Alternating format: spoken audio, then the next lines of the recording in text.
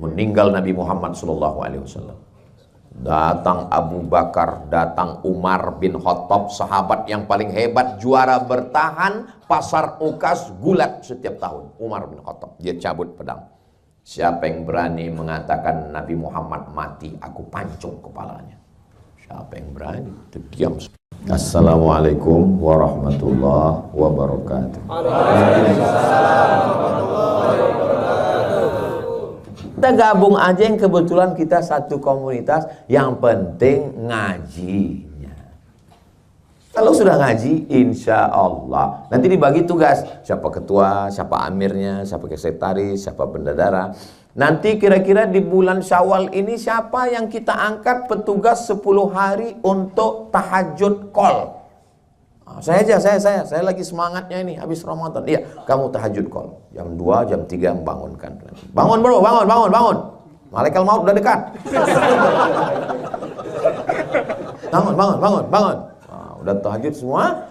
Udah besok pagi tanya, kau habis nelpon itu? Aku habis nelpon tidur.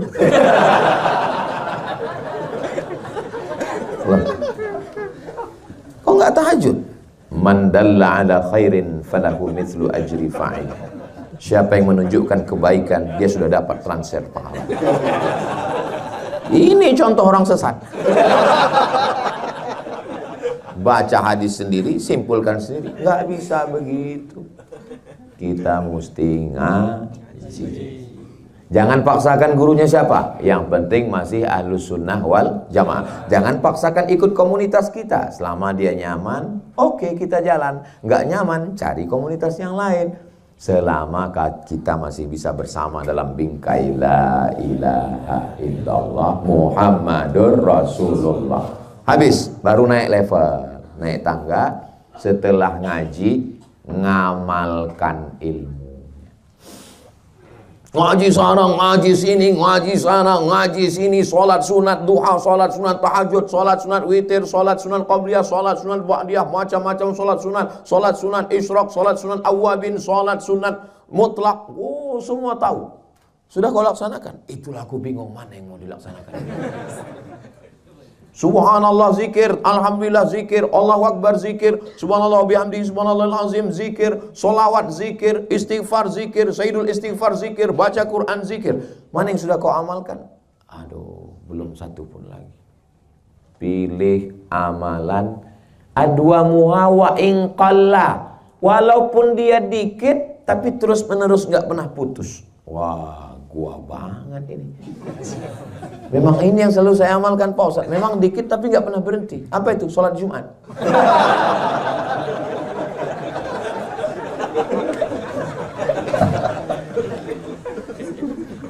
Subuh, zuhur, asar, maghrib, isya, Jumat itu nggak bisa ditawar-tawar.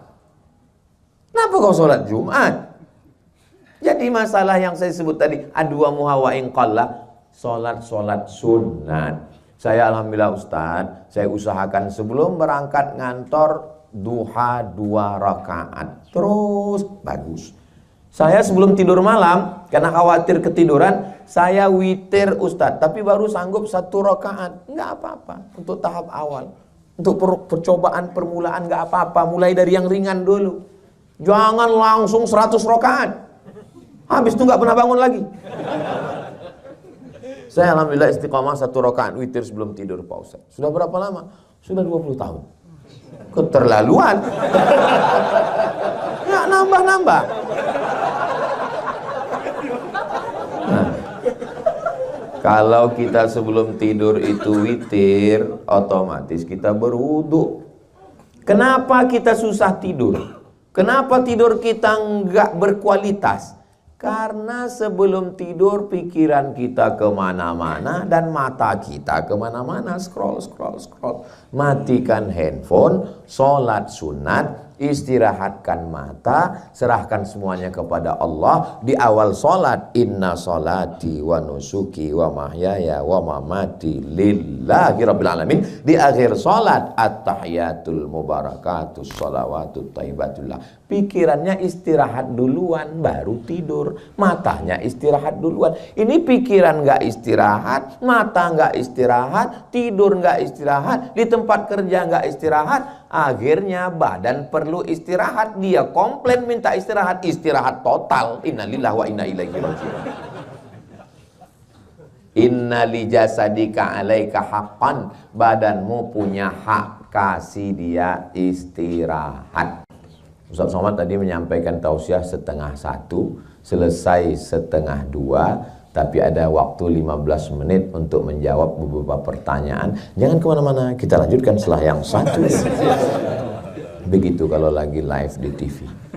Saudara yang dimuliakan Allah SWT, usahakan untuk paksakan. Berawal dari keterpaksaan, lama-lama jadi kebiasaan, lama-lama jatuh cinta, lama-lama jadi ketergantungan. Beribadah ini sama. Ya seperti saya dengan istri saya, Pak Ustadz. Iya, awalnya saya terpaksa jatuh cinta. Kau kenapa belum nikah juga sampai sekarang? Ya saya ini beda keyakinan, Pak Ustadz. Maksudnya, saya yakin dia nggak yakin. Akhirnya dipaksakan. Akhirnya rupanya witing trisno jalaran sukokulino. Karena selalu bersama, kesana kesini, akhirnya jatuh cinta. Kalau sudah jatuh cinta, menjadi kebutuhan. Nggak ketemu kamu sehari, rasanya 24 jam.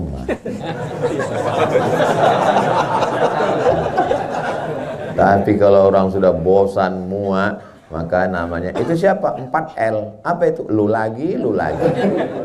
Nah, begitulah proses pembiasaan diri. Maka usahakan sebelum berangkat wudhu dulu, sholat duha. Sebelum tidur wudhu dulu, sholat witir. Usahakan ketika ada waktu sibuk kerja, ya kerja. Tapi pas lagi kosong, zikir. Subhanallah walhamdulillah wa la ilaha illallah. Malulah Pak Ustadz, masa kami yang masih anak muda begini pakai tasbih Pak Ustadz. Ya tasbih digital kan ada yang model pakai cincin itu. Letakkan di sini, pencet pelan-pelan. Saya heran juga kadang ada orang ini pas lagi banyak teman bertasbih. Kita bertasbih itu pas lagi kosong. Kalau pas lagi ngobrol, ya ngobrol biasa aja. Ini pas lagi ada orang.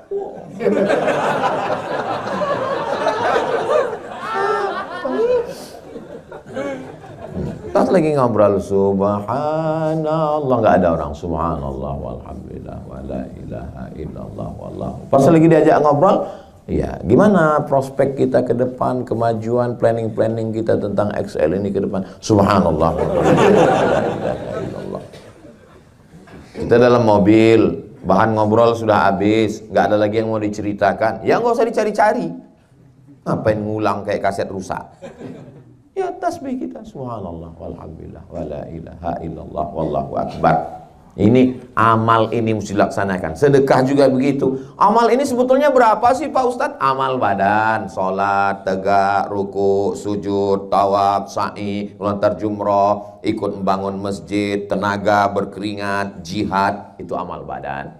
Lagi amal lisan, subhanallah walhamdulillah wa la ilaha illallah wallahu akbar, subhanallah wa bihamdihi subhanallahil azim, la ilaha illallah muhammadur rasulullah, la ilaha illallahul malikul haqqul mubin, muhammadur rasulullah shadiqul wa'lil amin, bismillahirrahmanirrahim, yasin wal qur'anil hakim. Itu namanya amal lisan. Amal lagi, apa lagi Pak Ustadz? Amal harta, zakat, wakaf, infak, sedekah, wasiat, hibah, ghanimah, bangun masjid, panti jompo, anak yatim, fakir miskin, janda-janda, yang tua-tua. Ini jamaah ini mesti detail, kalau enggak mereka ini bisa menjelaskan dengan penjelasannya sendiri yang sangat menyesatkan. Amal badan udah Pak Ustadz? Udah. Amal lisan juga udah Pak Ustadz? Alhamdulillah. Amal harta juga udah Pak Ustadz, alhamdulillah. Apalagi amal hati. Sabar, ridho, tawakal, qanaah, zuhud. Jangan sangka orang yang diam nggak beramal. Dia diam aja. Ente kok nggak beramal? Aku sedang beramal. Amalmu apa? Amalku sabar. Menghadapi apa? Menghadapi kau. Yang dari tadi nanya terus. Untung jendela ini nggak ada terbuka. Aku campakkan kau ke bawah.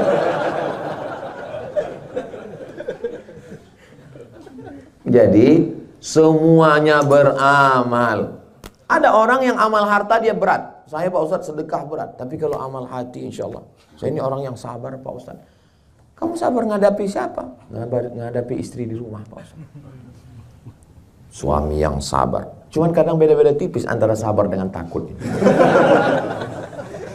Tapi kalau dilihat ini dari tatapan matanya, ini suami-suami yang sabar. Bukan yang takut. Tapi nggak tahu juga ya.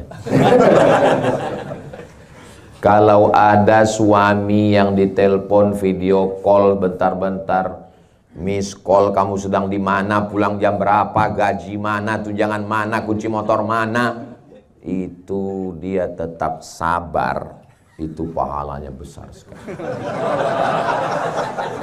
Unlimited edition. Coba cek di handphonenya kira-kira siapa nama istri. Pas dicek, security syariah.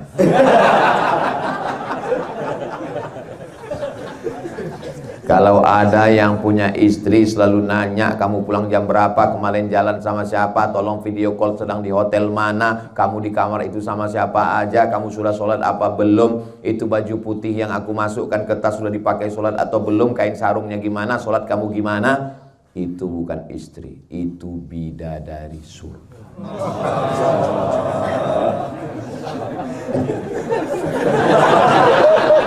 Pulang dari sini, panggil dia, oh my angel, kau malaikat penyelamat, kau adalah bidadariku. Perempuan itu sebetulnya nggak minta macam-macam, dia cuma ingin mendengarkan kata-kata yang indah di telinganya. Betul kan, Bu?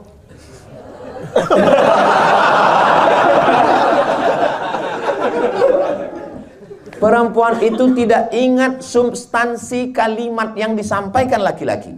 Yang diingatnya hanyalah kata yang dipilih oleh laki-laki. Maka jangan pernah memilih kata yang tidak baik.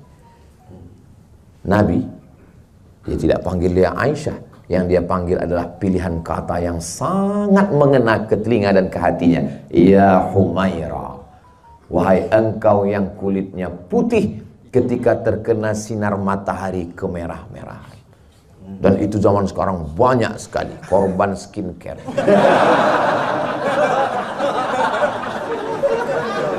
Zaman dulu asli tanpa skincare.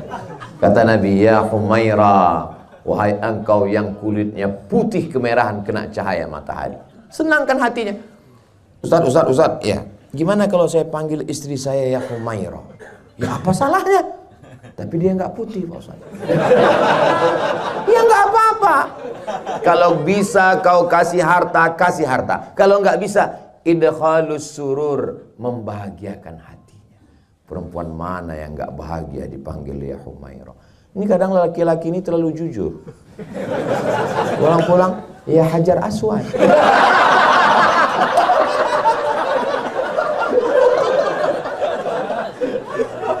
Pindah kuali itu ke ruang tamu. Kenapa kau bilang Hajar Aswad, muka kau hitam gitu. Jadi sampai mana tadi sih? Ada amal hati Hajar Aswad. Amal hati menyenangkan, membahagiakan orang, menyejukkan, menenangkan. Bro, aku tadi bro, aduh susah kali. Baru hijrah Ramadan ini, pulang kajian sendal hilang. Begitu ke parkir, helm hilang. Sabar, kawan kita, istrinya hilang. Tenangkan hatinya. Ini kadang kita bukannya menenangkan hati dengan lisan, menenangkan hati, malah bro aku tadi sendal hilang, habis itu helm hilang. Tanda-tanda tuh. Kayaknya kalau kita balik ke kantor kau udah non-job ini. Apa Apalah susahnya menyenangkan, membahagiakan hati orang lain. Idkhalus surur. Bisa engkau balas, man ahsana ilaikum, siapa yang berbuat baik kepada kamu, fakafi'uhu, balas. Fa illam tajidu, enggak bisa, doakan dia. Doa di depan dia, barakallahu laka fil mauhub wa syakartal wahib. Saya enggak bisa doakan dia, Pak Ustadz. Kenapa? Saya yang daftarkan iya, saya yang support dia, saya yang ngasih dia semangat. Tapi pas wisuda, yang lain yang mendampingi, Pak Ustadz. Mestinya aku yang di sana, Pak Ustadz. Kenapa kau tidak husnuzon kepada Allah? Allah sudah menyiapkan untukmu yang lebih cantik, yang lebih tinggi, yang lebih putih, yang lebih kaya. Cuman belum kelihatan. Sulitkah bagi Allah? Innama amruhu idza arada syai'an ayyakula lahu kun fayakun. Jadi kalau kita hidup ini konsepnya husnuzon pada Allah, Masya Allah. Tapi Ustaz kan ngomong aja enak. Iya. Pas saya ngalami gelap juga dunia ini. Makanya naik level yang ketiga. Yang pertama ngaji, yang kedua diamalkan, yang ketiga ada partner, kawan, sahabat, guru, saudara yang bisa bersama dengan kita. Karena saat musibah itu datang, ayatnya terbang, hadisnya hilang. Meninggal Nabi Muhammad SAW. Datang Abu Bakar, datang Umar bin Khattab, sahabat yang paling hebat, juara bertahan pasar Ukas gulat setiap tahun. Umar bin Khattab, dia cabut pedang. Siapa yang berani mengatakan Nabi Muhammad mati, aku pancung kepalanya. Siapa yang berani? Terdiam semua. Datang Abu Bakar Siddiq membacakan ayat, wa ma Muhammadun illa rasul. Muhammad bukan Tuhan, dia hanya seorang rasul. Qad khalat min qablihi rusul, sebelum dia ada rasul-rasul dan meninggal. Afa immata, kalau Muhammad SAW meninggal, au qutila, atau terbunuh, inqalabatum ala aqabikum, apakah kamu akan kembali kepada agama kamu yang lama? Jatuh pedang Umar bin Khattab, padahal Umar hafal Quran. Yang hafal Quran aja hilang saat musibah, apalagi cuma hafal juz amma.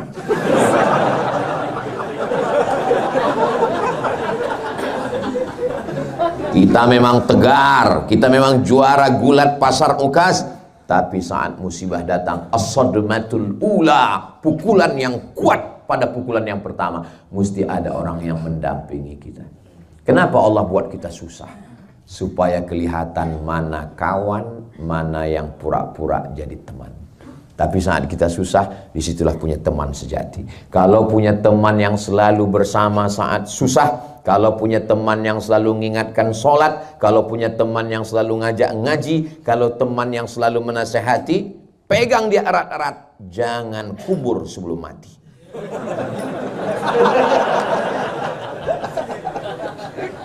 Alhamdulillah, saya punya sahabat-sahabat sejati, sahabat-sahabat yang ketika saya dalam kesulitan, kesusahan, mereka selalu hadir bersama saya. Nama nggak boleh sebut, menjaga kode etik jurnalistik. Almar'u ma'aman ahab, orang akan bersama dengan siapa yang dia cintai.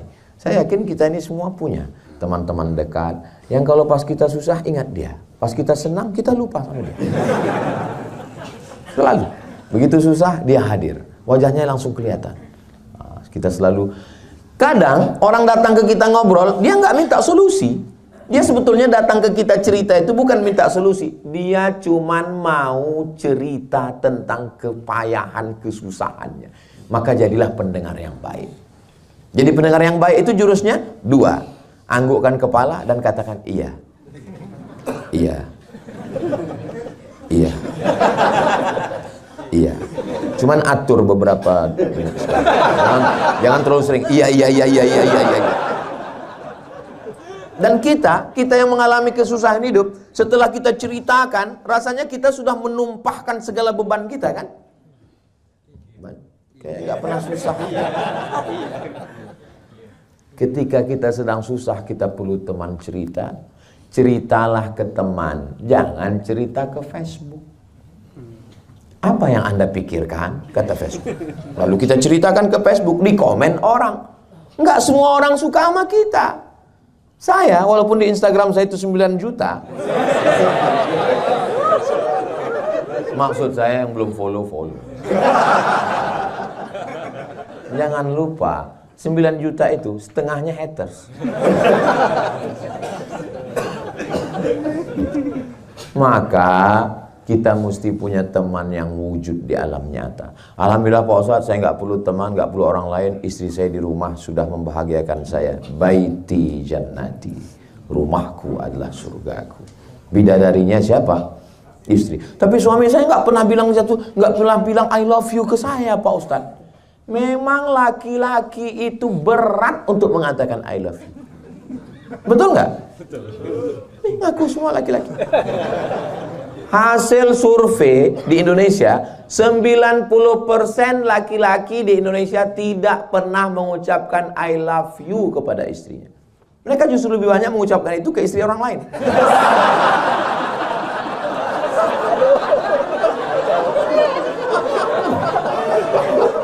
Kecuali yang di XL. Di sini ini orangnya.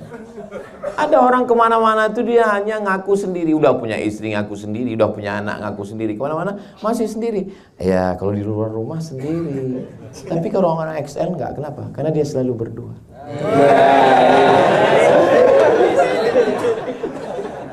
Saya lama mikirkan itu tadi.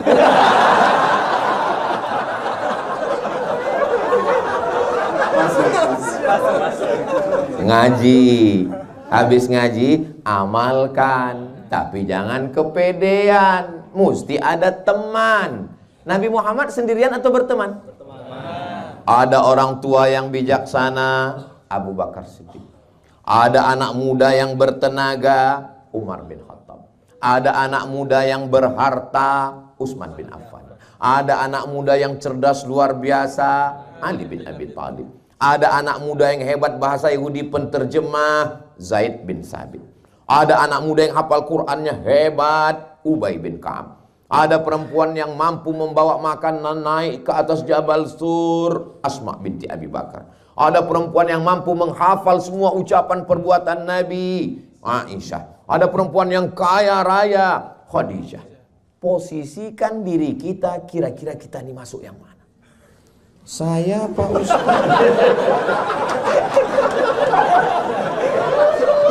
Coba kita renung-renung ya.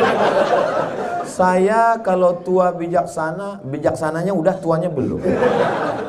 Kalau anak muda yang berharta, anak mudanya udah, hartanya belum. Pak Ustadz, setelah saya pikir-pikir, saya nggak masuk satu pun. Kalau begitu besar kemungkinan kau Abu Lahab.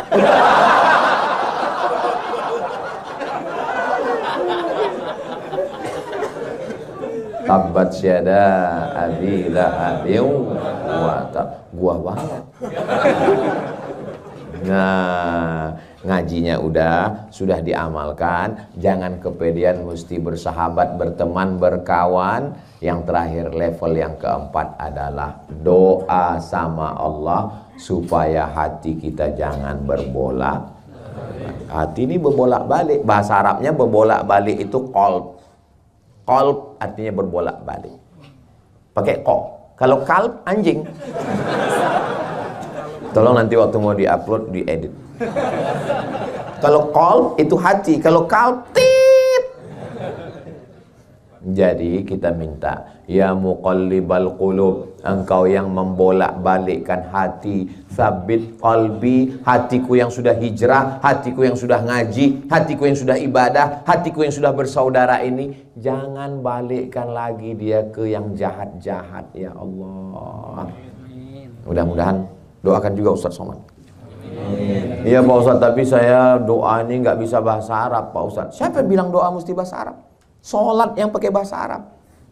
Tapi kalau doa di luar sholat, a'udzubillahi minasyaitonirrajim, bismillahirrahmanirrahim, alhamdulillahi rabbil alamin, wassalatu wassalam, alhamdulillah, a'udzubillah, bismillah, alhamdulillah, sholawat. Auzubillah, bismillah, alhamdulillah, sholawat. Habis itu pakai bahasa Indonesia. Ya Allah, aku jatuh cinta. Kalau doanya sifatnya spesifik begitu, apalagi doanya di masjid XL, jangan kuat-kuat.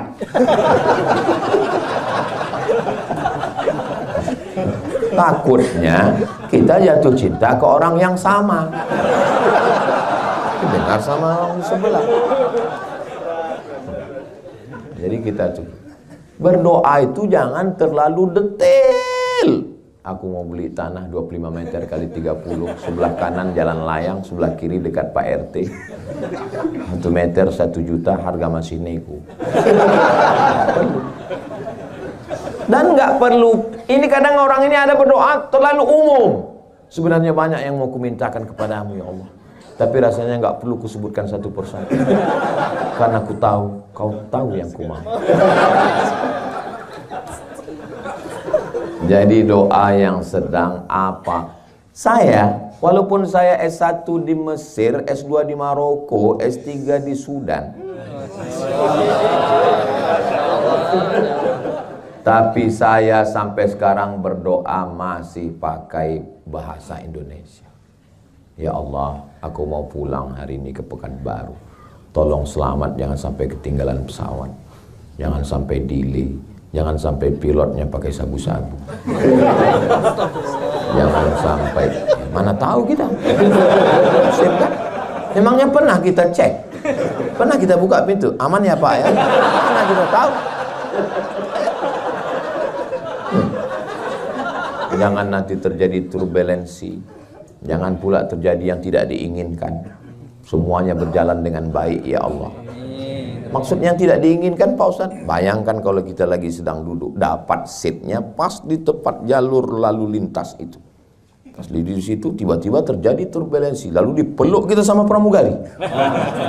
Itu kan sesuatu yang tidak diinginkan. Berdoa kita kepada Allah supaya kita selamat dunia dan akhirat insya Allah. Tapi yang paling penting dari segalanya adalah bahagia dunia, bahagia akhirat, masuk surga bersama Rasulullah. Bapak nanti dengan ibu semuanya kita ini masuk surga insya Allah. Yang menjamin Nabi Muhammad, man qala la ilaha illallah Muhammadur Rasulullah dakhalal jannah. Siapa yang mengucapkan la ilaha illallah Muhammadur Rasulullah masuk surga semuanya. Amin. Ibu nanti kalau masuk surga dengan bapak mau nggak? Alhamdulillah. Bapak masuk surga dengan ibu mau?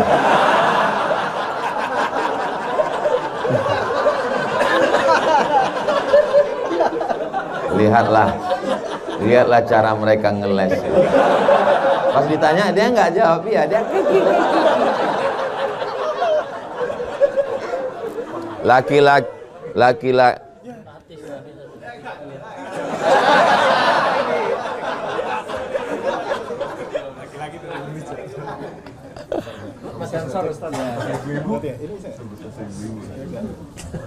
Cek. Ini yang ketiga Ustaz, ini kita ganti. Mati. Memang nggak boleh ngomong ibu-ibu. Senggol. Yang ini. Oh, yang itu. Kalau Tuan pergi ke Makkah, bawa dolar 5.000. Sudah lama saya tausiah. Baru di sini mic-nya mati pas ngomong ibu-ibu.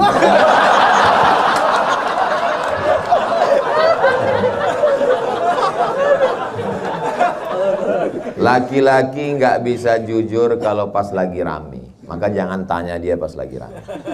Kalau mau dia jujur, tanya pas berdua. Makanya mereka kalau pas nanya di depan jamaah, mereka umum aja. Tapi kalau pas berdua, Pak Ustaz, iya, ada yang mau saya tanya Pak Ustaz.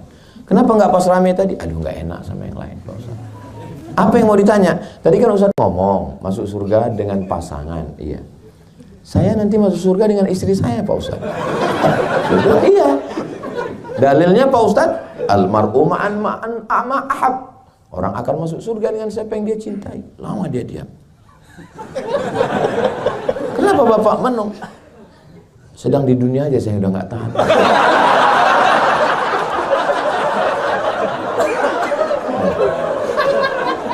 Tapi yang laki-laki begini nih nggak ada di XL. Mungkin di tempat lain ada. Kalau di sini nggak ada. Yang di sini ini orang-orang yang sudah lulus fit and proper test. Makanya bagi adik-adik yang gadis yang belum menikah mau cari suami, cari orang XL. Orangnya taat beribadah, istiqomah, sayang istri, dan sudah menikah.